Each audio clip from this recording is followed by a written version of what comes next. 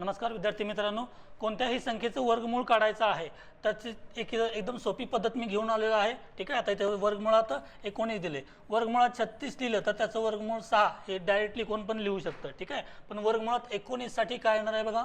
ठीक आहे, इथं 19च्या जवळची संख्या अशी कोणती आहे की जिचं वर्गमूळ निघतं, तर ती काय असणार आहे 16.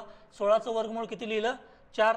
ठीक आहे, त्यानंतर 16 पासून 19 किती अंतरावर आहे म्हणजे 16 अधिक 3 19. ठीक आहे, मग इथं जी संख्या आहे त्या संख्येचं दुप्पट लिहायचं आहे या संख्येच्या छेदामध्ये. मग यांचा गुणाकार आणि बेरीज कशी होणार आहे बघा.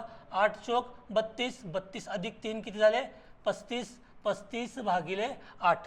ठीक आहे, मग यांचा भागाकार करते वेळी 8 एके 8, 8 चोक 32, बाकी किती राहिली 3, दशांश चिन्ह दिलं 30 झालं इथं, 8 त्रिक 24, बाकी राहिली 6 आणि 8 7 56. म्हणजेच 19 या संख्येचं वर्गमूळ जे आहे ते अप्रॉक्सिमेटली अंदाजित तुमचं उत्तर किती असणार आहे 4.37. ठीक आहे, याच्यामध्ये बघा या संख्येचं उत्तर सोडवा आणि कमेंट करा.